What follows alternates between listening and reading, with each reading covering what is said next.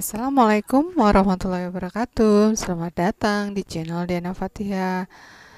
Jangan lupa untuk like, subscribe, dan share. Pada pertemuan kali ini, kita akan membahas tentang mata pelajaran geografi untuk SMA kelas 12 semester genap. Pada pembahasan kali ini, kita akan membahas tentang negara maju dan negara berkembang. Ini adalah gambar atau potret kehidupan negara maju dan negara berkembang.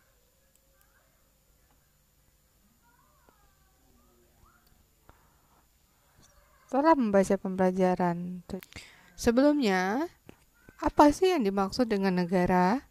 Negara dapat didefinisikan sebagai organisasi politik dari suatu wilayah tertentu. Dalam sebuah negara ada beberapa hal penting. Syarat dari berdirinya sebuah negara, pertama, wilayah yang dimiliki harus permanen. Kedua, mempunyai kepadatan penduduk tertentu. Ketiga, pemerintahan yang berdaulat. Keempat, mendapat pengakuan dari negara lain. Itu sekilas tentang pengertian sebuah negara.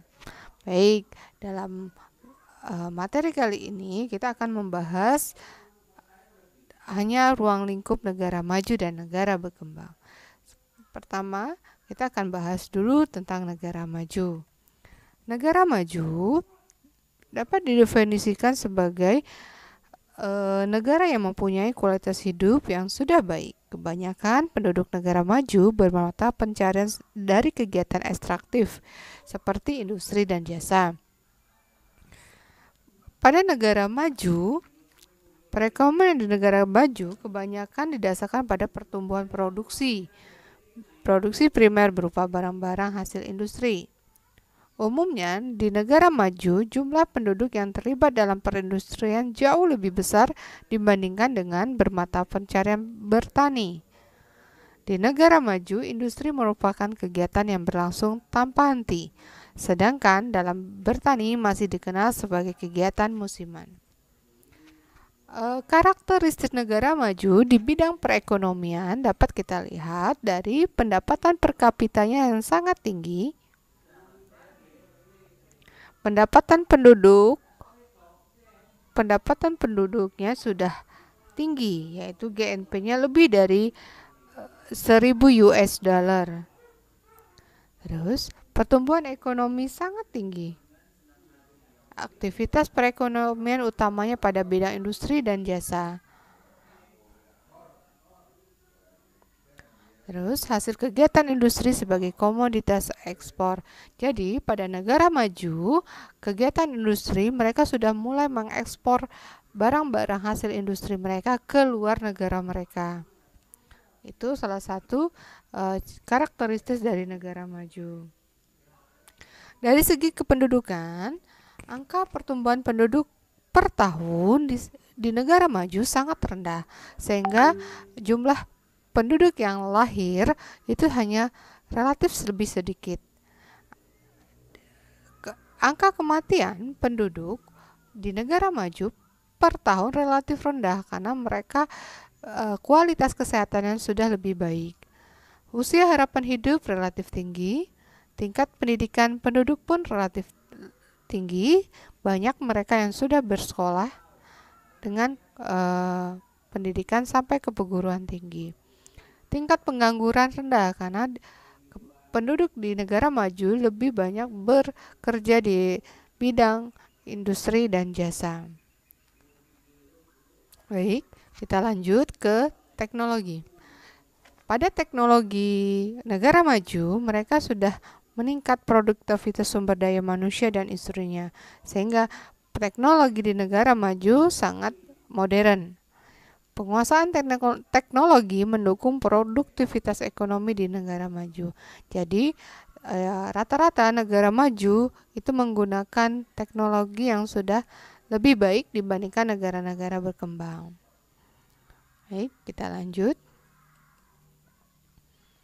Persebaran negara maju. Persebaran negara maju rata-rata itu banyak berada di negara-negara kawasan benua Eropa, Amerika, dan Australia.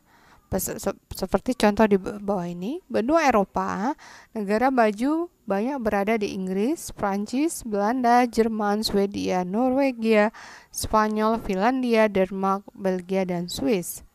Di benua Asia ada 3 negara maju, yaitu Jepang, Korea Selatan, dan Singapura. Di benua Amerika ada negara Kanada dan Amerika Serikat.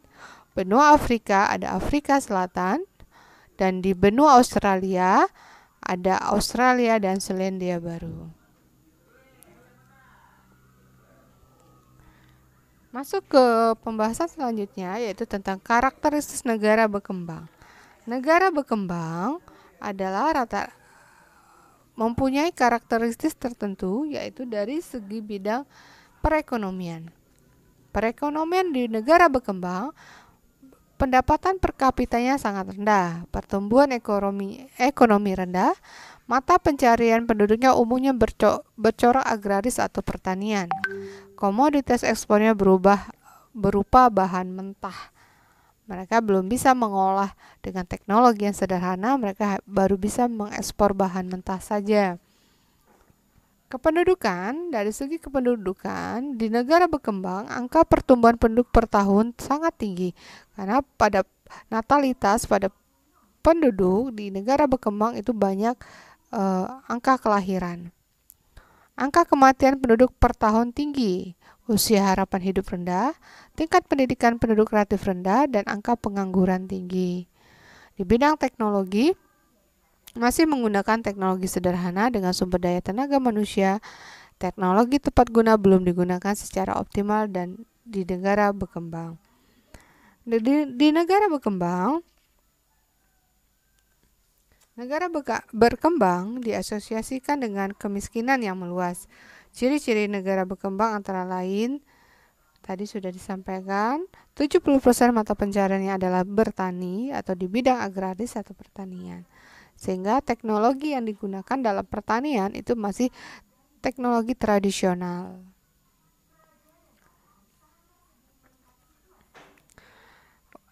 Negara-negara berkembang banyak berada di negara Asia. Negara-negara berkembang itu persebaran negara berkembang banyak di benua Asia, benua Amerika, dan benua Afrika. Benua Asia, Kazakhstan, Afghanistan, India, Sri Lanka, Indonesia, Malaysia, Thailand, Irak, dan Yaman. Baik, sekarang kita pemahaman negara berkembang dulu. Negara berkembang identik dengan penduduk berpendapatan rendah, jumlah penduduk banyak, dan teknologi bertaraf rendah. Next. Kerjasama negara maju dan negara berkembang. Kerjasama Indonesia dengan negara Belgia adalah kerjasama bilateral. Kerjasama Indonesia dengan Luxembourg adalah kerjasama dalam negara-negara. Ada yang kerjasama yang hanya terdiri dari 2 negara atau kerjasama bilateral. Contohnya kerjasama Indonesia dengan Belgia tadi dan kerjasama Indonesia dengan Luxembourg. Itu salah satu contoh kerjasama dalam bentuk bilateral. Ada juga kerjasama negara Indonesia dalam multilateral. Kerjasama multilateral bisa terlihat di bagian berikut, yaitu contoh dari negara maju atau negara berkembang bekerja sama dengan OPEC, APEC, MEA, dan MEE. Ini adalah bentuk organisasi kerjasama internasional.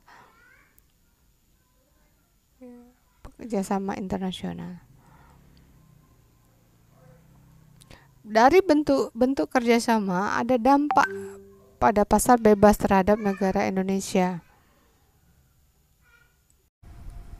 Dampak pasar bebas terhadap Indonesia. Dampak pasar bebas berdampak positif dan berdampak negatif. Pada dampak positif, pertama, dapat meningkatkan daya saing ekonomi. Kedua, dapat meningkatkan pendapatan negara. Ketiga, besarnya peluang ekspor bagi pelaku bisnis. 4, meningkatkan persaingan kualitas produk. 5, terbukanya peluang investasi dari luar negeri. Dampak negatif dari pasar bebas yaitu mudahnya produk-produk luar negeri masuk ke Indonesia. Kedua, meningkatkan pola konsumsi masyarakat dan masyarakat bersifat konsumtif. Tiga, tidak seimbangnya persaingan antar negara maju dan negara berkembang. Lima, meningkatkan ketergantungan pada negara maju. Enam, menurunnya daya beli masyarakat terhadap produk lokal. Strategi Indonesia menuju negara maju dengan mengoptimalkan potensi-potensi yang ada, yaitu pertama di bidang pendidikan, kedua di bidang kesehatan, keempat pengelolaan sumber daya alam, di bidang teknologi, ilmu pengetahuan, dan di bidang ekonomi. Sehingga ini akan menunjang, dari 5 aspek ini akan menunjang modal negara maju. Baik, terima kasih. Demikian pertemuan kali ini. Sampai jumpa di pertemuan berikut. Terima kasih. Assalamualaikum warahmatullahi wabarakatuh.